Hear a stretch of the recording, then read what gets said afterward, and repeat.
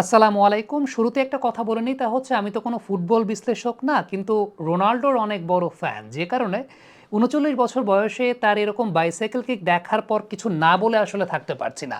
আর তার মধ্যে sports biomechanical ব্যাপারগুলো কিংবা অ্যানাটমিক্যাল ব্যাপারগুলো কিন্তু অনেকটা রিলেটেড একটা আরেকটার সঙ্গে, এবং অ্যাথলেটিসিজমের যে ব্যাপারগুলো সেগুলো একটা একটার সঙ্গে রিলেটেড।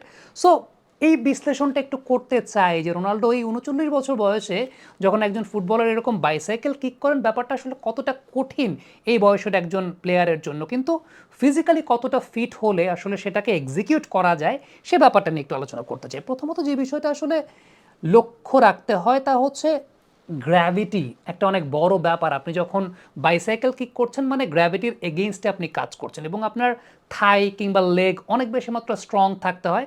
নাম্বার ওয়ান যে বিষয়টা সেটা হচ্ছে গ্র্যাভিটেশনাল পুল, যেটা আপনাকে নিচের দিকে আসলে সামগ্রিকভাবে টানে, সেটার এগেইনস্টে আপনি যখন লাফটা দিচ্ছেন এবং সেই সঙ্গে আবার যখন ওই অবস্থাতে শূন্যে ভাসে আপনি কিক করছেন। সো এই যে গ্র্যাভিটেশনাল ফোর্সটার এগেইনস্টে আপনি কাজ করছেন এবং সেই সঙ্গে কিক করছেন, সামগ্রিকভাবে আপনার থাই এবং লেগে এক্সট্রা বিট অফ পাওয়ার তো অবশ্যই প্রয়োজন, এবং সেই পাওয়ারটা যদি না থাকে কিংবা সেটা যদি ওয়েল বিল্ট না হয় তাহলে এটা করাটা খুব ডিফিকাল্ট। এবং প্রায় ৪০ বছরের একজন ফুটবলার যখন সেই কাজটা এক্সিকিউট করতে পারেন, তার মানে বোঝা যায় তার ফিটনেস লেভেলটা এখনও কতটা স্ট্রং রয়েছে। সেকেন্ড যে বিষয়টা খুব গুরুত্বপূর্ণ সেটা হচ্ছে রোটেশনের জায়গাটা।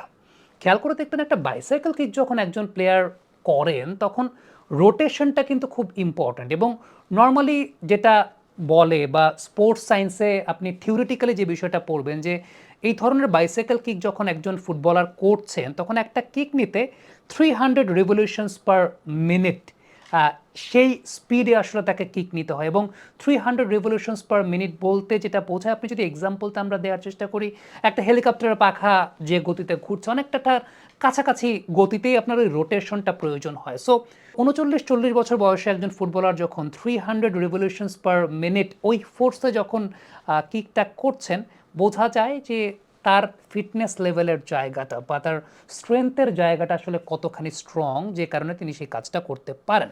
এখন অ্যানাটমিক্যাল ব্যাপার যদি একটু বিশ্লেষণ করতে চাই, একটা বাইসাইকেল কিকে আসলে কতগুলো ধাপ রয়েছে। প্রথম যে ধাপটা সেটা কিন্তু আপনি যে পা দিয়ে কিক করছেন সেটা না, নন কিকিং লেগ যেটা, সেই নন কিকিং লেগটাকে কিন্তু আগে শূন্যে ভাসাতে হয়।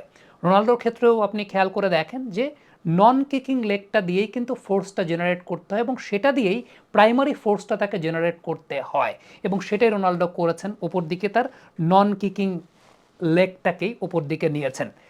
দেন আপনার কিকিং ফুটটাকে প্রস্তুত করা, অর্থাৎ যেই পা দিয়ে আপনি কিক করছেন সেটাকে প্রিপেয়ার করে, এবং এটা কিন্তু খুব কম সময়ের ব্যবধান। আমরা থিওরিটিক্যালি বলছি, অনেক সময় নিয়ে বলছি, কিন্তু এটা কিন্তু খুব কম সময়ের ব্যবধানে আপনাকে ওই কিকিং লেগটাকেও রেডি করতে হয়। নন কিকিং লেগ এবং কিকিং লেগের মধ্যে একটা কোঅর্ডিনেশন খুব গুরুত্বপূর্ণ, যাতে আপনি কিক করার সঙ্গে সঙ্গে সেটা নন কিকিং লেগের সঙ্গে কোনো কলিউশন না ঘটে।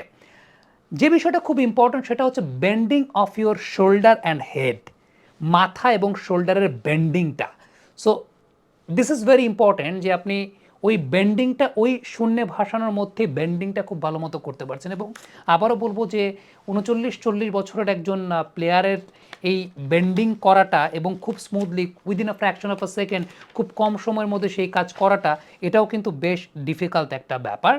দেন লাস্ট পার্ট এক্সিকিউশনের যে জায়গাটা সেটা হচ্ছে কিকিং ফুটটা নন কিকিং ফুটের সাথে যাতে কলিউশন না করে, বা নন কিকিং ফুটটাকে একটা ব্যালেন্সে রাখা যাতে সেই জায়গাটা কোনো অবস্ট্যাকল তৈরি না করে। ডিরেকশনটাকে একদম গতিপথটা যাতে স্মুথ হয়, যে কারণে ওই নন কিকিং ফুটটার কন্ট্রোলটা একটা খুব ইম্পর্টেন্ট ব্যাপার। এবং আপনার ভিশনটা, আপনি বলের দিক থেকে খুব রেয়ারলি চোখ সরাতে পারবেন। বলের দিক থেকে চোখ সরানোটা, আপনার আই কন্ট্রোলটা খুব ইম্পর্টেন্ট, কারণ কোন জায়গাটায় আপনি টার্গেটটা করছেন বা কোন জায়গাটায় আপনি শটটা করছেন সেটা অবশ্যই খুব ইম্পর্টেন্ট একটা ফ্যাক্টর। এবং আমরা পাওয়ার জেনারেশন লিভিং এই শক্তি চুমুকে অ্যাকশন পাওয়ার চুমুকে অ্যাকশন এই সব কিছুর কোঅর্ডিনেশনটা খুব গুরুত্বপূর্ণ। লাস্টলি যেটা সবচেয়ে ইম্পর্ট্যান্ট সেটা হচ্ছে আপনার ল্যান্ডিং। একজন ফুটবলার যে সময়টা ল্যান্ডিং করছেন, একটা বাইসাইকেল কিক মানে কি আপনি পুরো বডিটা ছেড়ে দিয়েছেন। এখন পুরো বডি যখন ছেড়ে দিয়েছেন, আপনার ল্যান্ডিংয়ে যদি কন্ট্রোল না থাকে, ঘাড় বলি, হাত বলি, কোনোই বলি কিংবা পা বলি, ইনজুরির একটা অনেক বড় পসিবিলিটি তৈরি হয়। সো ইনজুরি ম্যানেজমেন্টের জন্য এর মধ্যেও কিন্তু একজন প্লেয়ারকে তার ল্যান্ডিংটা নিয়েও চিন্তা করতে হয়, এবং এক্ষেত্রে একদম বেসিক জায়গা যেটা সেটা হচ্ছে যে আপনি দুই হাতকে হয়তো বা একটু প্রশস্ত করে ফেলবেন, বা হাতের উপর আপনার ল্যান্ডিংয়ের জায়গাটার প্রেশারটা বেশি পড়বে, কারণ আপনার মেরুদণ্ড থেকে শুরু করে সার্ভাইকাল, থোরাসিক, ল্যাম্বার, স্যাক্রাল, কক্কিজিয়াল মেরুদণ্ডের যে একদম 5টা জায়গা রয়েছে, এখানে বিশেষ করে সার্ভাইকাল এবং কক্কিক্স এই দুইটা জায়গার প্রতি একটা এক্সট্রা বিট অফ প্রেশার তো পড়তেই পারে যখন একজন ফুটবলার এত উপর থেকে নিচের দিকে পড়ছেন। সো ওইটাকে ব্যালেন্স করাটা খুব ইম্পর্টেন্ট, এবং at the age of 39-40 definitely এটা একটা রেয়ার জায়গা, যেটা ইব্রাহিমোভিচকে আমরা দেখেছি, রোনাল্ডোকে দেখছি এখনও।